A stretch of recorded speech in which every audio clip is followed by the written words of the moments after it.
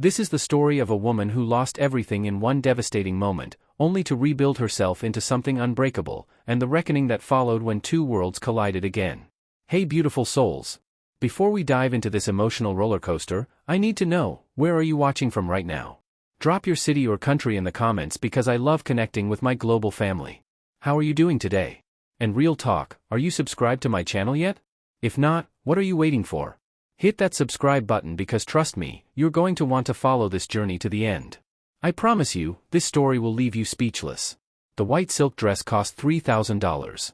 I remember that detail because I was staring at the price tag in my trembling hands when Gabriel Sterling's mother walked into that church and destroyed my entire world. This wedding is off. 4 words. 22 years of life, 6 months of planning, and a future I'd dreamed about since I was 12, gone. The sanctuary fell dead silent. 300 guests, all dressed in their Sunday best, all holding their breath. My bridesmaids froze mid-step down the aisle. The pianist's hands stopped moving. Even the flowers seemed to wilt in real time. I stood there at that altar in my grandmother's pearls and my mother's veil, watching Gabriel's mother, Catherine Sterling, march down that aisle like she owned every soul in that building.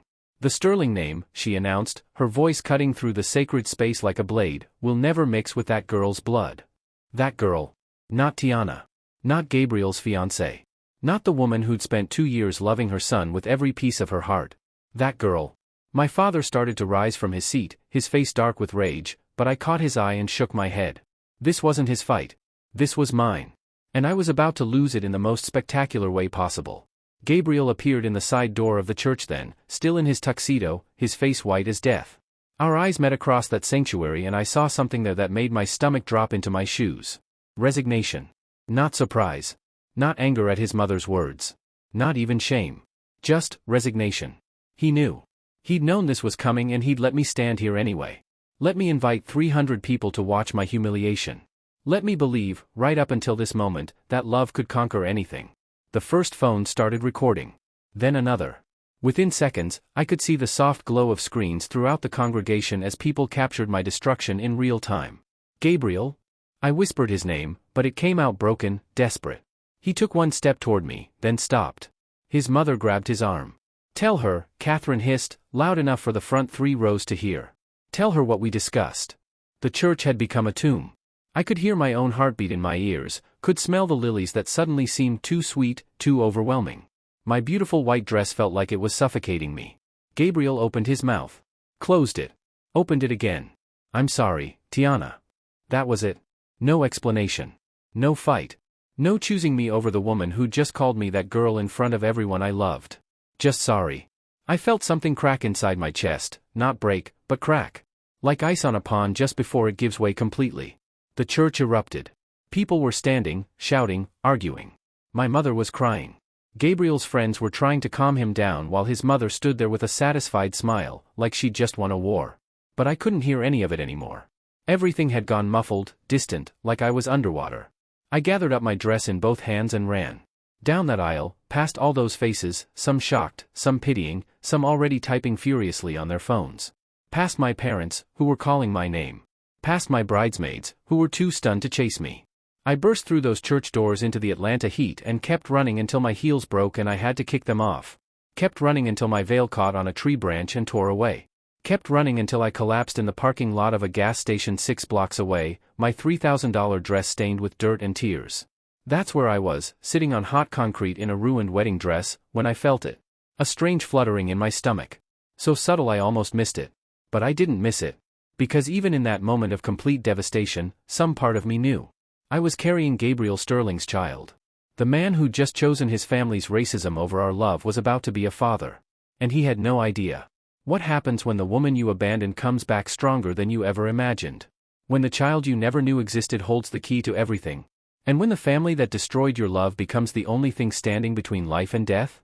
Keep watching, because Gabriel Sterling is about to learn that some choices echo for a decade, and some women rise from their ashes as fire. That gas station became my turning point, though I didn't know it then. I sat there for 3 hours in that destroyed dress, watching people come and go, pumping gas and buying lottery tickets like the world hadn't just ended. A kind woman named Rosa Delacroix, the cashier, brought me water and a pack of tissues without asking questions. She just looked at me, looked at the dress, and understood. Mija, she said softly, whatever happened in there ain't the end of your story. Sometimes God closes doors so loud, you got no choice but to find a new house. Rosa had no idea she was talking to a pregnant woman whose entire future had just been rewritten. But her words planted something in me that day. A seed that would grow into something Gabriel Sterling and his family never saw coming. The pregnancy test confirmed what I already knew 3 days later. 2 pink lines that changed everything. I stood in my tiny bathroom, holding that plastic stick, and made the first real decision of my adult life. Gabriel had chosen his family's money and status over our love. Fine. But this child, our child, would never grow up wondering if they were worthy of love because of the color of their skin. I wouldn't give the Sterlings the chance to reject another piece of me. That night, I started planning my disappearance. My parents begged me to stay. My mother, Linda, cried for hours. Baby girl, you don't have to run from this. We'll fight them together. We'll make them pay for what they did. But I wasn't running from shame. I was running toward something better. My father, James, was harder to convince. He'd built his construction business from nothing, fought racism in Atlanta for 30 years, and the idea of his daughter hiding felt like surrender to him. Tiana, you let them chase you away, and they win forever, he said, his voice heavy with disappointment. You stay and fight, and you teach them that we belong everywhere we choose to be. I understood his anger. But I also understood something he didn't. Sometimes the most powerful thing you can do is disappear completely and come back as someone they never expected. 2 weeks later, I was gone. I left Atlanta with $1,200, a beaten Honda Civic, and a secret growing inside me. No forwarding address. No social media presence. I even changed my phone number. I landed in Charlotte, North Carolina, because it was far enough to matter but close enough that I could still drive to see my parents when the baby came. I found a studio apartment above a laundromat, got a job at a coffee shop, and started building a life from scratch.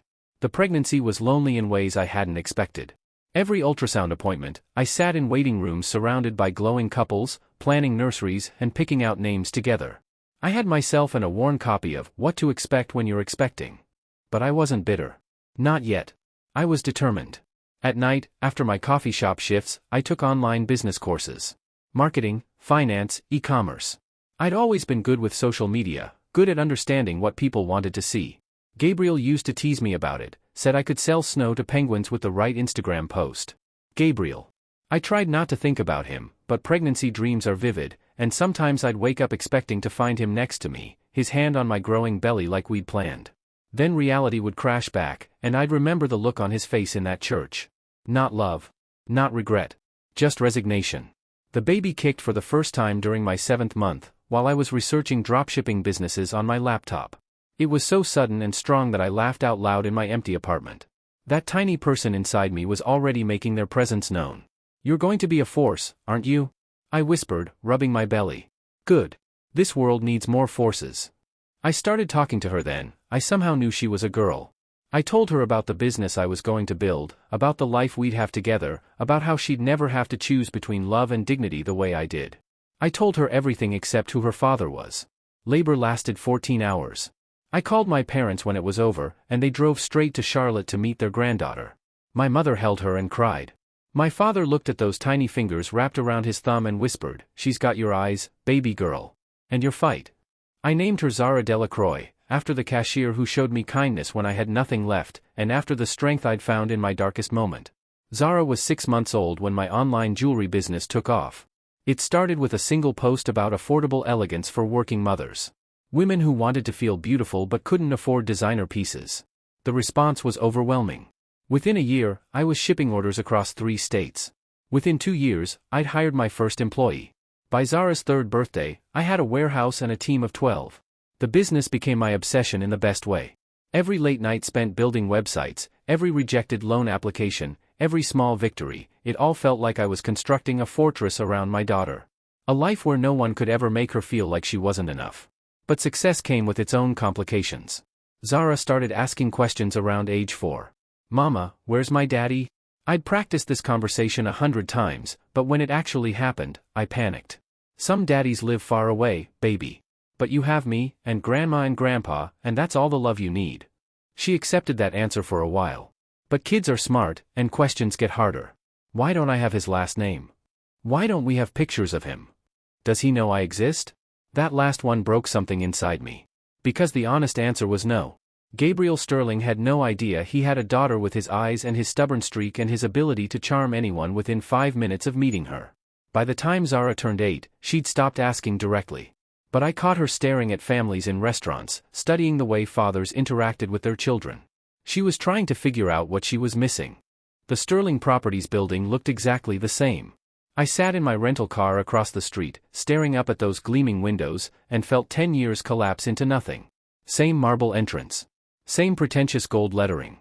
Same aura of old money and older prejudices. But I wasn't the same woman who used to visit Gabriel in that building, nervously smoothing my dress and hoping his coworkers would see me as worthy of their golden boy. Today, I was wearing a custom Armani suit that cost more than most people's monthly rent. My assistant had booked the penthouse suite at the Four Seasons. And the appointment I was about to walk into? I was the one with the power to make or break their quarter. "Mama, why are you gripping the steering wheel like that?" Zara's voice snapped me back to the present. She was in the back seat, iPad in her lap, but those perceptive eyes were studying my face in the rearview mirror. At 10 years old, she could read my emotions better than most adults. "Just nervous about the meeting, baby girl." I forced my hands to relax. "Big business deal." "You're never nervous about business deals. You eat business deals for breakfast." She grinned at me, and I saw Gabriel's smile flash across her features so clearly it took my breath away. "Remember what you always tell me? Walk in like you own the room, because I earned my place in it," I finished, smiling despite the churning in my stomach. "You're right. Thank you for the reminder." I'd brought Zara because my nanny had called in sick, and because some reckless part of me wanted her to see where she came from. Not the wealth or the building, but the city that had shaped both her parents. Plus, her pediatric cardiology appointment was later that afternoon, a routine checkup for the heart murmur she'd been born with. Nothing serious, the doctors always assured me. Just something to monitor. But that morning, as I'd watched her sleep, I'd felt that familiar spike of protective fear. What if something happened and I was the only one who could help her? What if she needed family I'd kept from her? What if I'd been wrong about everything? We walked into the Sterling Properties lobby together, Zara's hand in mine, and I felt the weight of every choice I'd made for the past 10 years. "Ms. Delacroix?" The receptionist was young, professional, clearly impressed by whatever research she'd done on me. "Mr. Sterling is expecting you." "Should I?" She glanced at Zara uncertainly. "My daughter will wait in the lobby. There are comfortable chairs by the window." Zara settled in with her iPad and headphones, completely at ease. She'd been to 100 business meetings with me over the years, knew the drill. "Good luck, Mama. Show them who's boss." I rode the elevator to the 15th floor, my heart hammering against my ribs. The doors opened, and there was Gabriel's assistant. What was her name? Michelle? Maria? "Ms. Delacroix, so wonderful to meet you. Mr. Sterling is just finishing up a call, but he'll be right with you. Can I get you coffee? Water?" I accepted water I didn't want and sat in the waiting area outside Gabriel's office. Through the glass walls, I could see his silhouette at his desk, phone pressed to his ear. Broader shoulders than I remembered. Hair a little shorter. But still moving his hands when he talked, still leaning back in his chair like he owned the world. 10 years ago, I would have been memorizing every detail, storing them away to replay later when I missed him. Today, I was calculating exactly how much his company needed this deal to stay competitive in the Atlanta market. "Ms. Delacroix?" Gabriel appeared in his doorway, and for just a moment, we both froze. He looked good. Damn him. Older, more confident, with lines around his eyes that made him look distinguished instead of tired. The expensive suit fit him perfectly, and when his eyes met mine, I felt that old familiar flutter in my stomach. Then I remembered his mother's voice in that church. That girl's blood. The flutter died. "Gabriel." I stood, extending my hand for a professional handshake. "Thank you for taking the meeting." He stared at my hand for a beat too long before taking it. His palm was warm, familiar, and I pulled away quickly. "Tiana, God, you look." He stopped himself, shook his head. "I mean, Ms. Delacroix. Thank you for considering Sterling Properties for your expansion." The numbers made sense. This is business. I followed him into his office, noting the family photos on his desk, none of which included me, of course. He wasn't wearing a wedding ring, I noticed, then immediately hated myself for noticing. We sat across from each other at his conference table, and I spread out my presentation materials with practiced efficiency. Property requirements for my new Southeast headquarters. Timeline. Budget. Terms that heavily favored me because I could afford to be choosy. Gabriel listened, asked intelligent questions, took notes. But I could feel him watching me, studying the changes 10 years had wrought. The confidence in my voice. The way I commanded the room. The diamond earrings that probably cost more than his monthly salary. "This is impressive," he said finally. "Your company's growth has been remarkable." "Thank you. I have to ask, Delacroix? I thought a lot of things 10 years ago. Most of them were wrong." The silence stretched between us, heavy with everything we weren't saying. Then Gabriel's phone buzzed. A text message. He glanced at it and frowned. "I'm sorry, there's an emergency with one of our other properties. Can you give me 5 minutes?" "Of course." He stepped out, and I was alone with my memories and my racing heart. This was going better than I'd hoped. Professional. Clean. No drama. That's when I heard Gabriel's voice in the hallway, sharp with concern. "Security? There's a little girl in the lobby, looks like she might be lost." My blood turned to ice. I rushed to the window and looked down at the lobby 15 floors below. Zara had left her chair by the window. She was standing near the elevators, talking to a security guard, probably asking where the bathroom was. But from up here, to someone who didn't know her, she might look lost. Alone. "Gabriel, wait." I turned to stop him, but he was already at the elevator, already going down to help what he thought was a lost child. My lost child? His child. I watched the numbers tick down on the elevator display, and knew that everything was about to change. Because in about 30 seconds, Gabriel Sterling was going to look into the face of a 10-year-old girl with his eyes and his stubborn chin and his crooked smile. And I wasn't ready for the conversation that was going to follow. But ready or not, the reckoning I'd been avoiding for a decade was about to begin. I made it to the lobby in record time, but I was too late. Gabriel was already kneeling in front of Zara, talking to her with that gentle voice he'd always used with kids. She was smiling up at him, completely at ease, probably charmed by this nice man who'd stopped to help her. "I'm not lost," she was saying as I approached. "My mama's in a meeting upstairs. I was just looking for the bathroom." "Oh, well that's easy. It's right over there by the..." Gabriel stopped mid-sentence. He'd looked at her. Really looked at her. And I watched the exact moment when recognition hit him like a freight train. Zara had inherited my dark skin and my thick curls, but she had Gabriel's eyes. Not just the color, that deep green that shifted between forest and emerald depending on the light, but the shape. The way they crinkled slightly at the corners when she smiled. The way one eyebrow lifted higher than the other when she was thinking. Gabriel's face went white. Then red. Then white again. "What's your name, sweetheart?" His voice was barely above a whisper. "Zara Delacroix. I'm 10. 10. The math was simple and devastating. Gabriel's eyes found mine across the lobby, and the look on his face nearly broke what was left of my heart. Shock. Disbelief. And underneath it all, a raw pain that made him look exactly like the young man who'd loved me once upon a time. "Zara," I called, walking over with forced calm. "Did you find what you were looking for?" "Mama." This nice man was helping me find the bathroom. "His name is Mr. Sterling, like the building." I met Gabriel's stare head-on. "Mr. Sterling, thank you for your assistance. Zara, the restroom is right there. I'll wait for you." Zara skipped off, completely oblivious to the bomb she just detonated in both our lives. Gabriel stood slowly, his eyes never leaving my face. 10 years old, he said quietly. "Yes. Is she?" "Mr. Sterling, perhaps we should finish our business discussion upstairs." "Tiana." My name came out broken. "Is she mine?" I wanted to lie. For one wild moment, I considered it. Tell him he was imagining things, that the resemblance was coincidence, that Zara's father was someone else entirely. But I looked at this man who'd broken my heart, and realized I was tired of carrying lies. "Yes." He staggered backward like I'd hit him. 10 years, he whispered. "You kept my daughter from me for 10 years. I kept my daughter from the family that called her blood inferior before she was even born." Anger flashed in his eyes. Good. Anger was easier than the pain. That wasn't me. That was my mother, and you know it. And where were you when your mother was destroying our wedding? Where were you when I needed you to choose me over her racism? I was 24 years old and scared out of my mind. I was 22 and pregnant and alone. We were both raising our voices now, drawing stares from the lobby. I forced myself to lower my tone, but the fury was still there, white-hot and 10 years in the making. "You want to know where you were, Gabriel? You were silent. You stood there and let her call me, that girl, in front of 300 people, and you said nothing. I tried to. You said sorry. That's it. Sorry, and walked away." Zara emerged from the bathroom then, bouncing over to us with that endless energy of childhood. "Can we go get ice cream after your meeting, Mama? There's a place across the street that looks amazing."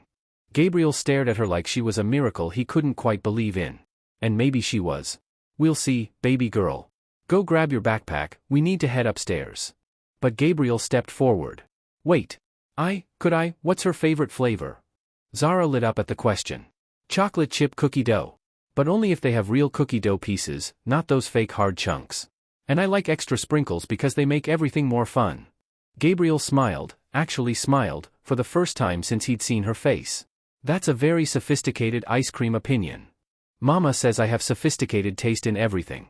Food, movies, books. I'm reading Harry Potter right now. Have you read it? I have. Which one? Prisoner of Azkaban. It's my favorite so far because of the time travel part. I love stories where people can fix things that went wrong. The words hit both Gabriel and me like a slap. Time travel. Fixing things that went wrong. If only it were that simple. That's a good choice, Gabriel managed. I put my hand on Zara's shoulder. We really need to go, sweetheart. Your appointment is at 3. Appointment? Gabriel's voice sharpened with concern. Routine cardiology checkup, I said dismissively, but Gabriel caught the word cardiology and went rigid. Heart problems. Mama, you didn't tell me we had time to talk about books. Zara protested. Mr. Sterling, do you have kids? Do they like Harry Potter too? The silence that followed was devastating. Gabriel looked at Zara, really looked at her, and I saw the moment when it truly sank in. This brilliant, beautiful, chatty little girl was his daughter. Had been his daughter for 10 years. Had been asking questions about her father while he'd been living his life completely unaware of her existence. No. I don't have any children. His voice was rough. But I'd love to hear about Harry Potter sometime. Really? Mama, can Mr. Sterling come with us for ice cream? Zara, Mr. Sterling is very busy. Actually, Gabriel interrupted, I'm not busy at all. I stared at him. He stared back, challenge clear in his eyes. Please, Mama? Zara was practically bouncing. It'll be fun. I was trapped between my daughter's excitement and my own need to process this earthquake privately. But looking at Zara's hopeful face, I realized something crucial. This wasn't about me and Gabriel anymore. This was about her. One ice cream, I said finally. Then we have to go. Gabriel's relief was palpable. One ice cream. 20 minutes later, we were sitting in a bright little shop called Sweet Dreams, watching Zara demolish a cone of chocolate chip cookie dough while she explained the intricate plot details of Hogwarts to Gabriel. He listened like she was sharing the secrets of the universe. Asked questions. Laughed at her jokes. And with every passing minute, I watched him fall completely, helplessly in love with the child we'd made together. It should have been heartwarming. Instead, it terrified me. Because I could see the wheels turning in his head. The calculations. The plans. Gabriel Sterling had just discovered he had a daughter, and everything I knew about him told me he wasn't going to let that go quietly. Mama, Zara said suddenly, I think Mr. Sterling has the same eyes as me. Gabriel and I both froze. Do you think so? I managed. Yeah. Look. She turned to Gabriel. See? Same green, same shape. My friend Emma says I have unusual eyes for someone with my skin color, but I think they're perfect. They are perfect, Gabriel said quietly. Absolutely perfect. Zara beamed, and I felt that familiar crack in my chest widening. We should go, I said abruptly. Your appointment. Oh, right. Mr. Sterling, will I see you again? Gabriel looked at me, and I saw a promise in his eyes that made my blood run cold. Yes, he said firmly. You'll definitely see me again. As we gathered our things to leave, Gabriel caught my arm gently. Tiana. We need to talk. Really talk. There's nothing to discuss. There's everything to discuss. She's my daughter. She's been my daughter for 10 years. You don't get to claim her now because it's convenient. Convenient? His voice was incredulous. Do you think any of this is convenient?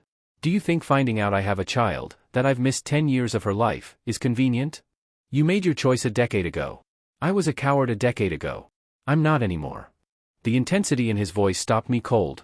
This wasn't the uncertain young man who'd let his mother destroy our wedding. This was someone who'd grown up, learned to fight for what mattered. The question was, what exactly did he think mattered now? We'll be in touch, I said carefully. Tiana. I looked back. I meant what I said. You'll see me again. We all will. It sounded like a promise. It felt like a threat. Zara's cardiology appointment was supposed to be routine. That's what I kept telling myself as we sat in Dr. Harrison's office, waiting for test results that were taking too long. Zara was in the children's playroom down the hall, completely unconcerned, probably reading or charming the nursing staff. Gabriel had followed us to the hospital. I'd told him not to come. Told him this was just a checkup, nothing he needed to worry about, that we could handle our own family business. But he'd shown up anyway, pacing the waiting room like a caged animal, and when I'd snapped at him to leave, he'd looked me dead in the eye and said, "She's my daughter too. I'm not going anywhere." The certainty in his voice had shaken me more than I wanted to admit. Now we sat in uncomfortable silence, both staring at the door where Dr. Harrison had disappeared with Zara's test results 30 minutes ago. "The last appointment only took 15 minutes, I said, more to fill the silence than because Gabriel needed the information. Maybe there was an emergency with another patient. Maybe. But we both knew that wasn't it. You don't spend 30 minutes reviewing normal test results." My phone buzzed. A text from my assistant about tomorrow's board meeting. I tried to focus on the message, but the words blurred together. "Tiana." Gabriel's voice was soft, careful. "What?" "I need to tell you something. About what happened 10 years ago. Gabriel, now is not the time. Now might be the only time." He leaned forward, his hands clasped between his knees. "If something's wrong with Zara, if we need to make medical decisions together, you deserve to know the truth." Something in his tone made me look at him properly. He looked older suddenly, worn down by more than just the stress of the afternoon. "What truth?" He pulled out his phone, scrolled through something, then handed it to me. On the screen was a folder labeled, "Tiana, Investigation Files." Inside were dozens of documents. Private investigator reports. Credit checks. Address searches. Photos of me from a distance, taken over the years in different cities. My blood turned to ice. "You had me followed?" "I had you searched for. There's a difference." I scrolled through the documents, my hands shaking. Reports from Charlotte. Photos of me pregnant, walking to my car after work. Pictures of Zara as a toddler, playing in a park. How long? 10 years. I started looking 3 days after the wedding. "You knew where I was this whole time?" "Not the whole time. You disappeared completely for 2 years. Changed your name, paid cash for everything, avoided social media. It took my investigator 18 months just to find a trace of you." Gabriel's voice was quiet, measured. "When he finally located you in Charlotte, you were 6 months pregnant." The room tilted. I gripped the phone harder. "You knew about Zara before today." I suspected. The timeline, but I wasn't sure. "And by the time I found you both, you looked happy. Settled. I thought maybe." He stopped, ran a hand through his hair. "I thought maybe you were better off without me. So you just watched? Like some kind of stalker?" "I kept tabs. Made sure you were safe, that you had what you needed. When your business started struggling in year 3, you got an anonymous investor. When Zara needed specialists for her heart condition, someone mysteriously covered the costs that insurance wouldn't." The phone slipped from my numb fingers. "That was you. I couldn't be her father, but I could make sure she had everything she needed. How dare you?" The words came out as a whisper, but they carried 10 years of rage. "How dare you make that choice for me?" "What choice?" "You disappeared. You made it clear you wanted nothing to do with me or my family. Because you let your mother destroy our wedding. Because you chose them over me." "I never chose them over you." Gabriel's voice cracked. "God, Tiana, is that what you think happened?" Before I could answer, he was pulling up something else on his phone. Screenshots of emails, text messages, voicemails. "Look at these dates. All from the week after the wedding." I looked. Message after message, sent to my old email address, my old phone number. "Tiana, please call me. I can explain everything. I know you're hurt, but please let me tell you what really happened. My mother threatened to disown me if I married you. I should have called her bluff, but I was scared. I was wrong. Please come back. I love you. I'll choose you over everything. Please just give me a chance." The timestamps showed dozens of messages over several days. All undelivered because I'd changed my email and phone number before leaving town. "I tried to reach you," Gabriel said quietly. "Every way I could think of. I went to your apartment, you'd already moved. I went to your parents' house, they wouldn't tell me where you'd gone. They never told me you came by. Because they hated me. Rightfully so." He scrolled to another section. "Then there's this. More documents. Legal papers. A lawsuit filing. What is this?" 6 months after the wedding, I sued my mother for control of my trust fund. Took her to court and won. Cut all financial ties to the family. She fought me for 2 years, but I was legally an adult, and the money was mine. I stared at the papers, trying to process what I was reading. "You sued your own family?" "I chose you, Tiana. I chose our future. Just, too late for you to see it." The documents painted a picture I'd never imagined. Gabriel fighting his family in court.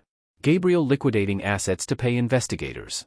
Gabriel building a business independent of sterling money, then buying his way back into the family company on his own terms. Why? My voice was barely audible.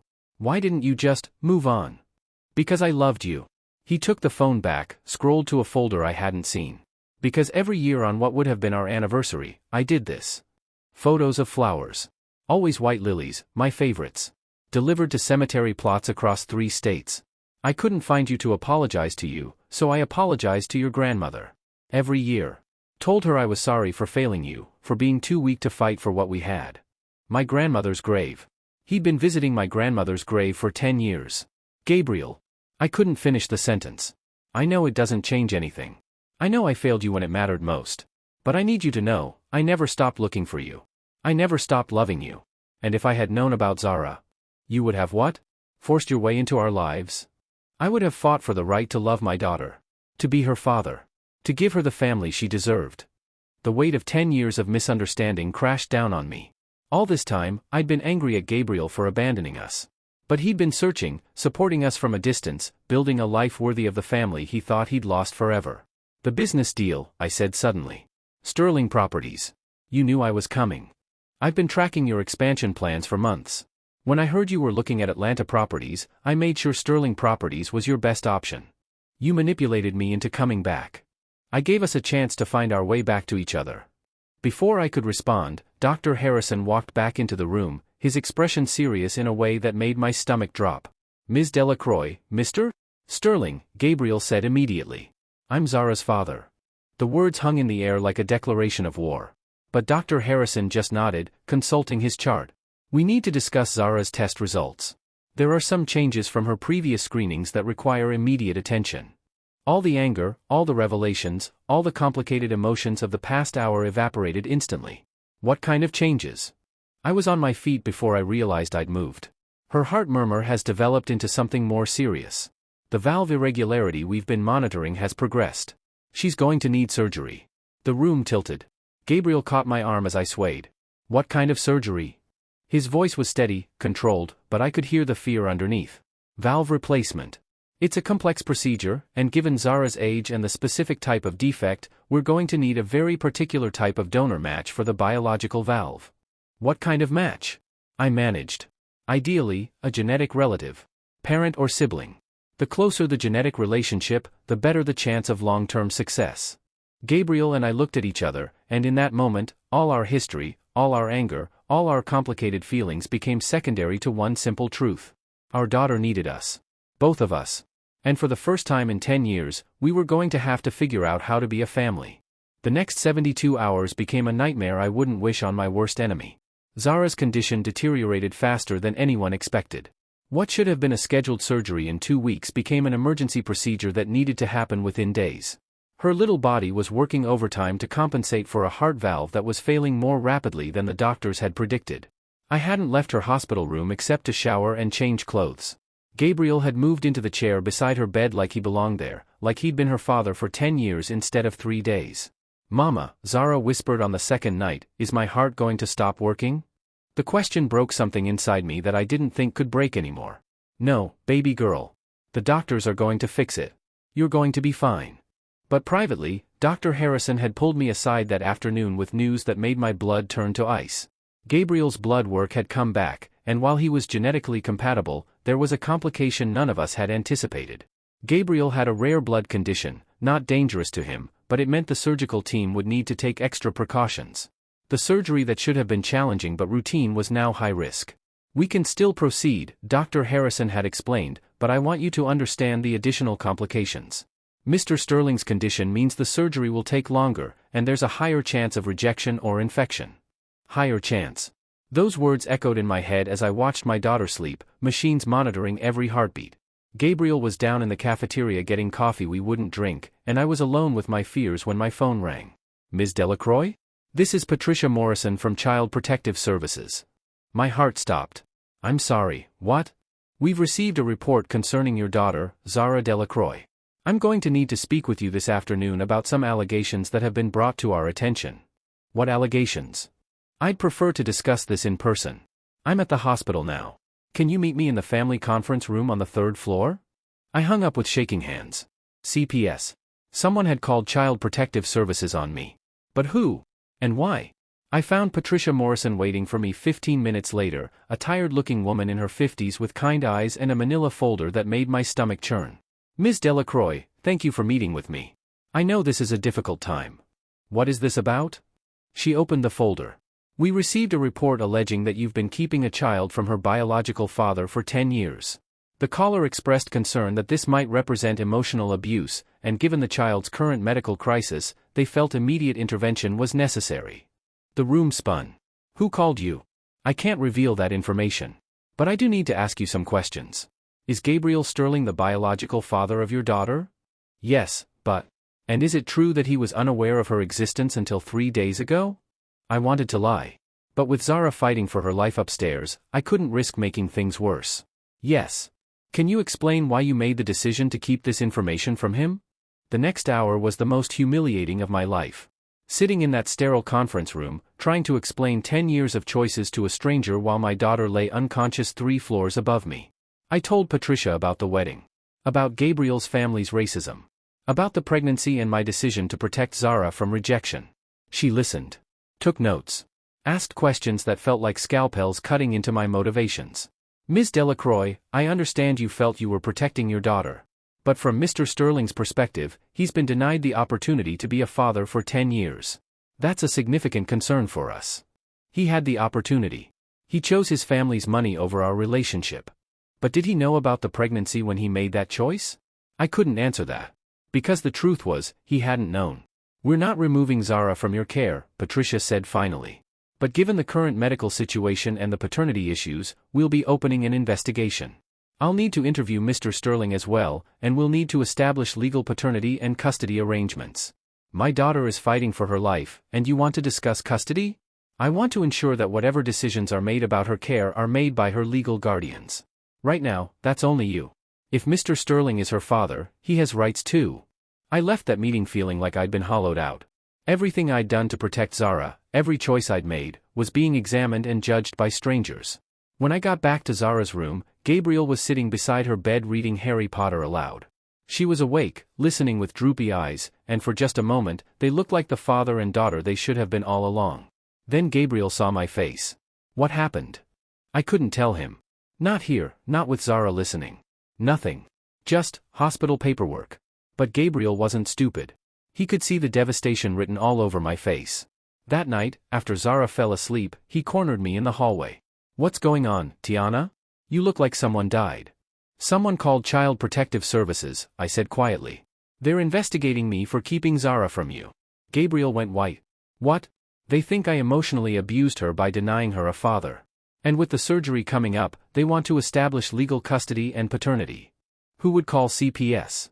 I had my suspicions, but before I could voice them, Gabriel's phone rang. He glanced at it and his face went hard. "My mother." He answered the call, and I watched his expression cycle through disbelief, anger, and finally cold fury.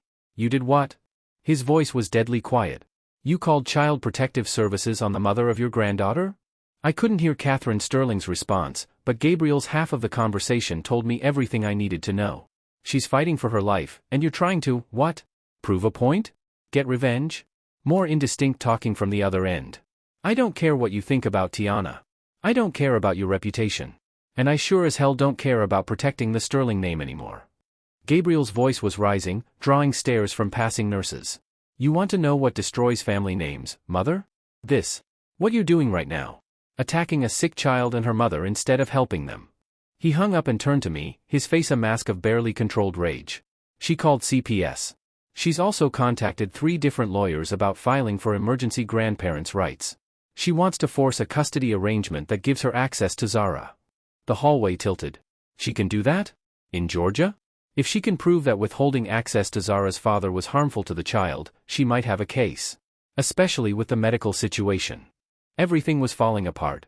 10 years of carefully constructed protection was crumbling around us, and the vultures were circling while our daughter fought for her life. "There's more," Gabriel said quietly. "The doctors want to move up the surgery. Tomorrow morning." "Tomorrow?" "But they said, her heart is working too hard.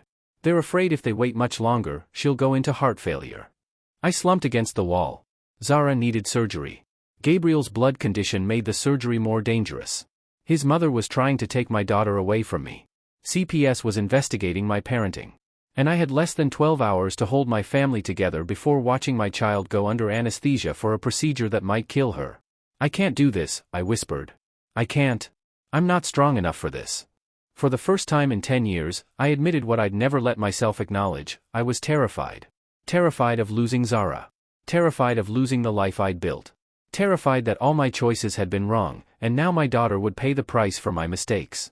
Gabriel stepped closer, his anger replaced by something gentler. Yes, you can. You've been doing it alone for 10 years. But you're not alone anymore. Your mother is going to take her away from me. No. She's not. How can you be so sure? Gabriel looked at me with an intensity that reminded me of the young man who used to promise me we could conquer the world together. Because I'm not 24 and scared anymore. Because I've spent 10 years learning how to fight for what matters. And because my daughter is not going to grow up in a family that thinks love has conditions. But even as he said it, I could see the fear in his eyes. Fear that the surgery wouldn't work. Fear that his mother's legal machinations would succeed. Fear that 10 years of distance couldn't be bridged in a few days. We stood in that hospital hallway, both of us broken and terrified, while our daughter slept in a room full of machines that were keeping her alive. And for the first time since I'd walked out of that church in a torn wedding dress, I wondered if love really was enough to fix what had been shattered.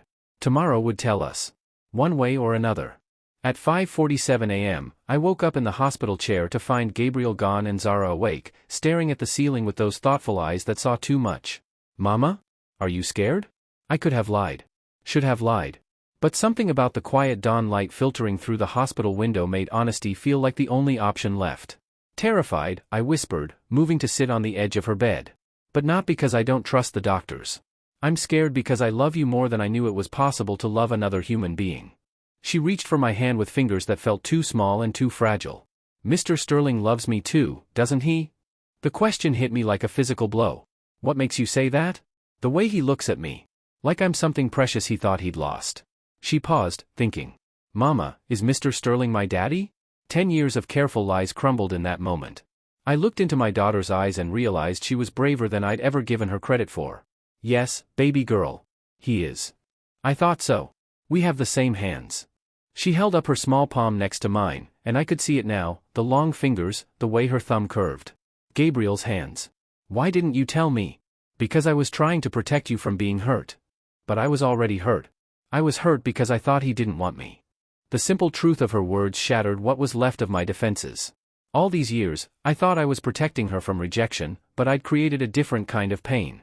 The pain of thinking her father had chosen not to love her. I'm sorry, I whispered. I made so many mistakes. It's okay, Mama. You were just scared too. Before I could respond, Gabriel appeared in the doorway carrying coffee and what looked like legal documents. His hair was disheveled, his clothes wrinkled, and there was something different about his posture. Something settled. Determined. Good morning, ladies. How are we feeling? Daddy. Zara's voice was bright with joy and relief.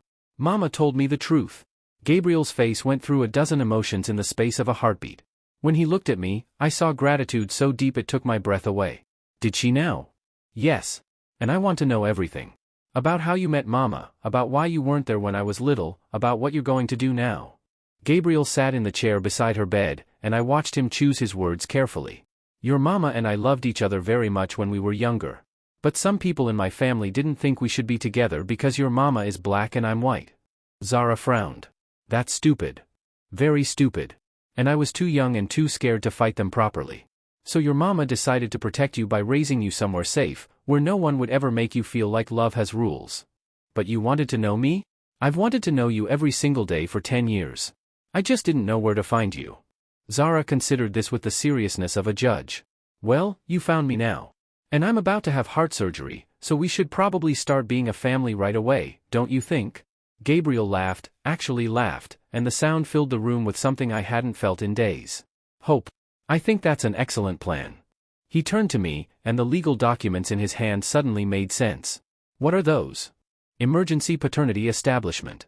I filed them an hour ago with a judge I know. By the time Zara goes into surgery this afternoon, I'll be her legal father.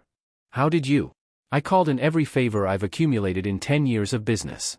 Judge Morrison owes me for a land deal I helped him with 3 years ago. He agreed to expedite the paperwork. I stared at the documents. This gives you joint custody. It gives me the right to make medical decisions with you. The right to be in that operating room waiting area.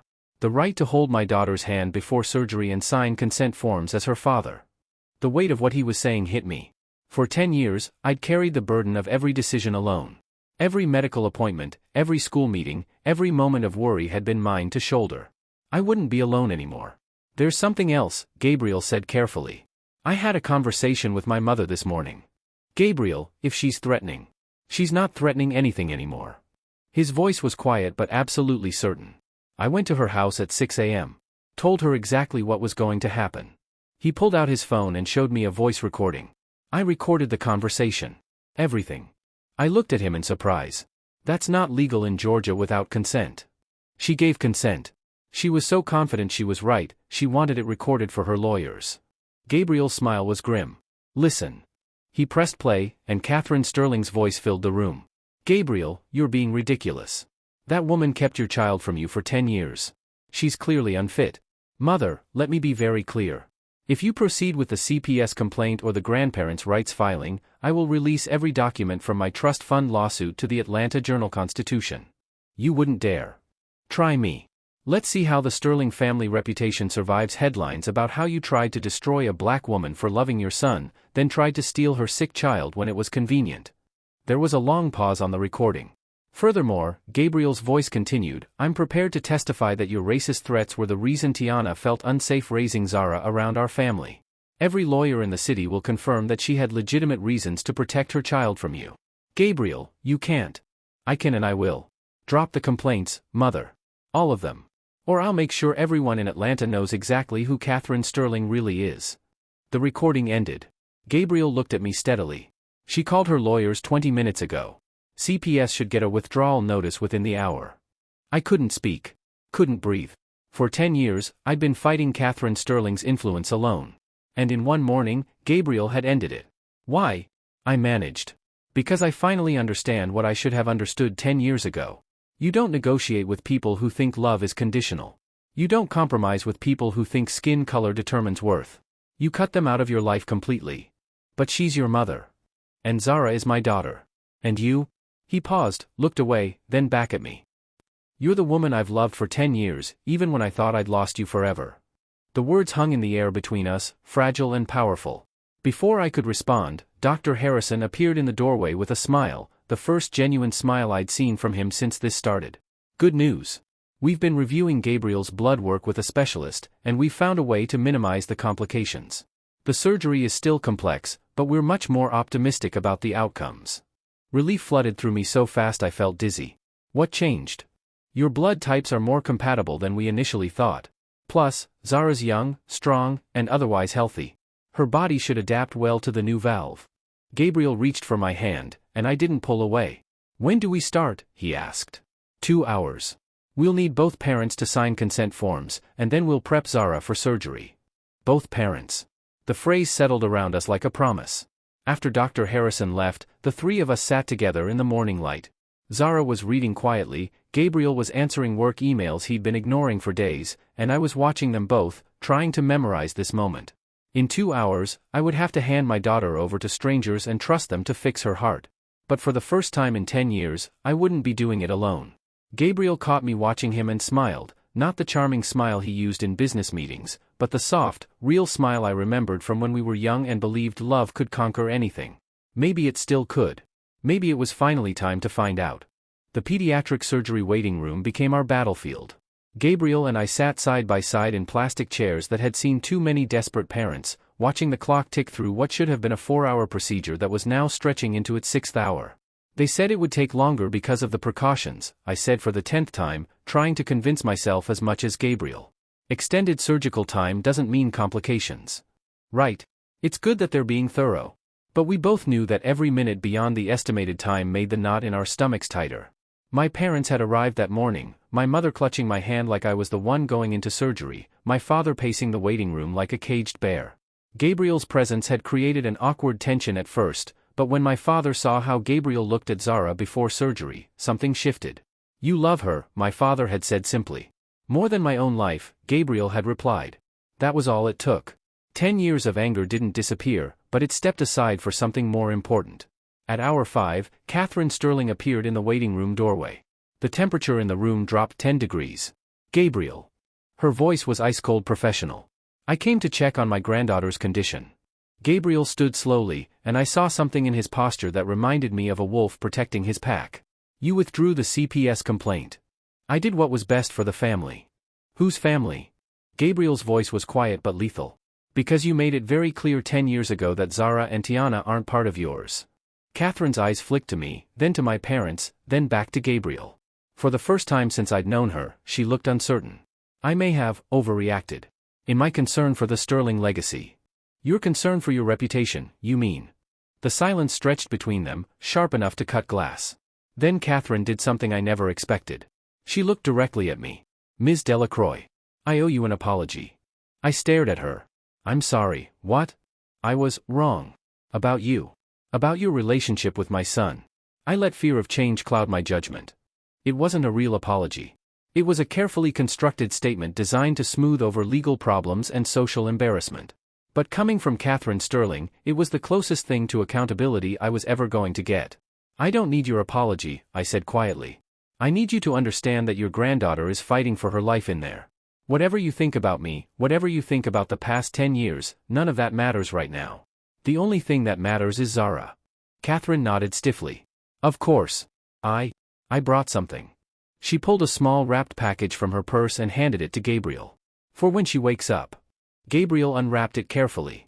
Inside was a small gold locket, antique, beautiful, clearly a family heirloom. It was my grandmother's. Sterling family tradition says it goes to the first granddaughter. I felt tears prick my eyes despite everything. Because whatever Catherine's motives, whatever games she was playing, this was an acknowledgement. Zara was being claimed, publicly, as a Sterling. Thank you, Gabriel said simply. Catherine nodded, then surprised everyone by sitting down in the waiting area. I'll wait with you. If that's acceptable. It wasn't acceptable. It was awkward and tense and probably manipulative. But it was also a grandmother waiting for news about her granddaughter's surgery. Fine, I said. But if you say one word about the past, about race, about anything other than Zara's recovery, I will have security remove you. Understood. So we waited together, the most unlikely collection of people imaginable. My parents, who'd spent 10 years hating the Sterling name. Gabriel's mother, who'd spent 10 years denying my existence. Gabriel, caught between the family that raised him and the family he was choosing. And me, trying to hold it all together while my daughter's life hung in the balance. At hour 6:30, Dr. Harrison finally appeared in the doorway, still in surgical scrubs, looking exhausted but smiling. The collective intake of breath in that waiting room could have powered the hospital. She did beautifully, he said immediately, and I felt my knees give out. Gabriel caught me, his arm around my waist, solid and warm and there. The valve replacement was successful, no complications, and she's responding well to the procedure. Is she awake? I managed. Groggy, but awake. And asking for her mama and daddy. Mama and daddy. Both of us. Together. Can we see her? One at a time for now, just for a few minutes. She needs rest. I looked at Gabriel, expecting to have to negotiate, to argue about who went first. Instead, he smiled at me. Go. You've been her whole world for 10 years. You should be the first person she sees. The generosity of that gesture, after everything he'd missed, everything he'd been denied, nearly broke me. Zara looked impossibly small in the recovery room, connected to machines and monitors, but her eyes were clear and alert when she saw me. Hi, Mama. Hi, baby girl. How do you feel? Sleepy. But good. Like my chest doesn't hurt anymore. She smiled weakly. Is Daddy here too? He's waiting outside. Do you want to see him? Yeah. But Mama? Can you both come in together? I want to tell you both something. I went back to get Gabriel, and we walked into Zara's room together for the first time as her parents. There's my brave girl, Gabriel said softly, taking her small hand in his. Daddy, I figured something out while I was sleeping. What's that, sweetheart? You and Mama love each other. Even when you're fighting. Even when you're scared. I could tell. Gabriel and I looked at each other across her bed, and I saw 10 years of pain and love and regret reflected in his eyes. You're very smart, I said carefully. I know. And I think you should probably get married. Because I almost died today, and if something ever happens to me again, I want to know that you two have each other. The wisdom of children. Cutting through 10 years of complexity and fear with simple truth. Zara, Gabriel started. I'm not saying right now. I'm saying eventually. When you figure out how to be brave together instead of brave alone. She closed her eyes then, exhausted from surgery and the weight of bringing her parents together. Gabriel and I stood on either side of her bed, watching her sleep, letting her words settle between us. She's right, you know, Gabriel said quietly. About what? We love each other. Even when we're fighting. Even when we're scared. I looked at him, really looked at him, for the first time in 10 years without the filter of anger or fear or protection. He was still the man who'd chosen silence over fighting for me. But he was also the man who'd spent 10 years searching for us. Who'd supported us from a distance when he could have walked away completely. Who'd stood up to his mother and the sterling family legacy for the chance to love his daughter. Gabriel. Yeah? Ask me again. Ask you what? I took a deep breath, and for the first time in a decade, I made a choice based on love instead of fear. Ask me to marry you. The question that had been destroyed in a church full of witnesses 10 years ago hung in the air between us in a quiet hospital room where our daughter slept with a repaired heart. Gabriel's eyes filled with tears. Tiana Johnson. Will you marry me? Will you let me love you and our daughter for the rest of my life? Will you help me be brave enough to choose love over everything else that tries to tear us apart? Yes, I whispered. Yes, Gabriel Sterling. I'll marry you. When we kissed over our sleeping daughter's bed, it tasted like coming home after a very long journey. It tasted like forgiveness. It tasted like forever. 6 months later, I stood in the same church where my world had shattered 10 years ago. But this time, everything was different. The guest list was smaller, only people who'd proven they deserved to witness love winning. My parents sat in the front row, my father crying openly as he watched his daughter get a second chance at the happiness that had been stolen from her. Gabriel's mother sat across the aisle, still uncomfortable but present, wearing a smile that looked almost genuine. And in the front row, in a beautiful lavender dress, sat our daughter. Zara's recovery had been miraculous. Within 3 weeks of surgery, she was running around like the procedure had never happened, her new heart valve working perfectly. The scar on her chest had faded to a thin line that she wore like a badge of courage. But more than her physical healing, I watched her emotional healing too. The questions about her father had been replaced with stories about their daily phone calls, their weekend adventures, their shared love of terrible action movies and elaborate ice cream sundaes. Gabriel had moved to Charlotte temporarily while Zara finished the school year, taking meetings via video conference and learning how to braid hair and help with math homework. Watching him navigate the practical realities of fatherhood with such joy and determination had been one of the most beautiful things I'd ever witnessed. You ready, Mama? Zara appeared beside me in the church vestibule, carrying my bouquet and grinning like she'd orchestrated this entire wedding herself. I've been ready for 10 years, I said. I just didn't know it. Well, Daddy's been ready since forever. He told me he used to practice his vows in the mirror when he thought I wasn't listening. I laughed, adjusting the simple gold band on my finger, not the elaborate engagement ring Gabriel had surprised me with, but my grandmother's wedding ring, the one I'd worn to our first wedding attempt. This time, it felt right. How do I look, baby girl? Like someone who's about to marry the love of her life and live happily ever after. The church doors opened, and there was Gabriel at the altar, looking impossibly handsome in his simple black suit. But it wasn't his appearance that took my breath away, it was the look on his face. Pure joy. Complete certainty. The look of a man who knew exactly where he belonged. As I walked down that aisle, the same aisle I'd run from in tears a decade ago, I thought about the journey that had brought us here. The pain, the growth, the mistakes, the forgiveness. The little girl who'd been the bridge between two broken hearts. When I reached the altar, Gabriel took my hands and whispered, "This time, nothing stops us." Nothing. Nothing, I agreed. Pastor Williams, the same minister who'd been scheduled to marry us 10 years ago, smiled as he began the ceremony. Dearly beloved, we are gathered here today not just to witness a wedding, but to celebrate the power of love to overcome fear, prejudice, and time itself. The ceremony was simple, perfect, everything our first attempt should have been. Gabriel's vows made half the congregation cry, including his mother. My vows were shorter but no less heartfelt, a promise to choose courage over fear, love over protection, and truth over the stories we tell ourselves to feel safe. But the most important moment came when Pastor Williams asked if anyone had anything to say before we exchanged rings. Zara stood up. I do.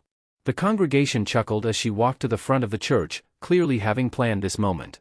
10 years ago, these two people thought love wasn't enough. They let other people's fear make them afraid too. But love is always enough, if you're brave enough to fight for it. She looked at Gabriel, then at me. Mama, you taught me to be strong and independent and never let anyone make me feel small. Daddy, you taught me that it's never too late to do the right thing, even when it's hard. Her voice got softer. And together, you taught me that family isn't about being perfect. It's about showing up for each other, even when you're scared.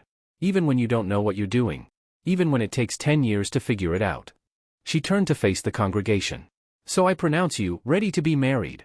The laughter that filled the church was warm and genuine, and when Gabriel and I kissed for the second time as husband and wife, I tasted salt from my own happy tears. The reception was everything our first wedding should have been, joyful, relaxed, full of people who loved us exactly as we were. Gabriel's business partner gave a speech about watching him search for his lost love for years. My college roommate told embarrassing stories about me practicing my wedding vows in our dorm room. But the best moment came during the father-daughter dance. I watched Gabriel sweep Zara around the dance floor, both of them laughing as she tried to keep up with his steps, and realized this was what I'd been protecting her from all these years. Not rejection or pain, but this. Joy. Belonging. The security of knowing her father thought she hung the moon. They look good together. Catherine Sterling appeared beside me, holding a glass of champagne and looking more relaxed than I'd ever seen her. They do. I owe you a real apology, she said quietly. Not the legal one I gave you in the hospital. A real one. I looked at her in surprise. I was wrong about you. About Gabriel. About what makes a family strong. She watched her son and granddaughter dance. I spent so much time protecting an idea of what the Sterling name should represent that I almost destroyed what it actually means. Which is love, loyalty, choosing family over fear. She turned to me. You did that better than I did, and I hated you for it. I'm sorry. It wasn't everything. It wouldn't erase 10 years of pain or the trauma of that first wedding. But it was enough. Thank you. For what it's worth, I'm proud to have you in the family. And Zara, she's remarkable. She is. She gets that from both of you. As the evening wound down, Gabriel, Zara, and I sat together at our table, exhausted and happy. Zara was leaning against Gabriel's shoulder, playing with the locket Catherine had given her in the hospital, the one she wore every day now, a tangible symbol of her place in the Sterling family legacy. So what happens now? She asked sleepily. Now we go home, I said. All of us. Together. To Charlotte? To wherever we decide we want to be, Gabriel said. We're a family. We'll figure it out as we go. Zara smiled. I like that plan. 1 year later, we were living in a house halfway between Atlanta and Charlotte, close enough for Gabriel to run the Southeast Division of Sterling Properties and for me to oversee my company's expansion. Zara had adjusted to her new school with typical grace, making friends easily and charming every teacher within a week. But the best part was the ordinary moments. Gabriel making pancakes on Saturday mornings while Zara and I argued about what movie to watch. Family game nights where we all got way too competitive about Monopoly. Bedtime stories where Gabriel and I took turns doing different character voices. All the moments I'd convinced myself we didn't need, that love couldn't provide, that protection mattered more than connection. I'd been wrong about so many things. But I'd been right about the most important thing, our daughter was worth fighting for. All of us were. Standing in our kitchen one evening, watching Gabriel help Zara with her science project while dinner simmered on the stove, I realized this was what happiness looked like. Not perfect, but real. Not without challenges, but facing them together. Gabriel caught me watching and smiled. What are you thinking about? Time travel, I said, remembering Zara's comment about Harry Potter all those months ago in the hospital lobby. Stories where people can fix things that went wrong. And maybe the things that go wrong aren't really broken. Maybe they're just taking the long way around. He crossed the kitchen and kissed me, right there in front of our daughter, who made exaggerated gagging sounds but couldn't stop smiling. I love the long way around, he whispered against my lips. Even when it takes 10 years? Especially when it leads to this. So here we are, beautiful souls. What do you think about this story?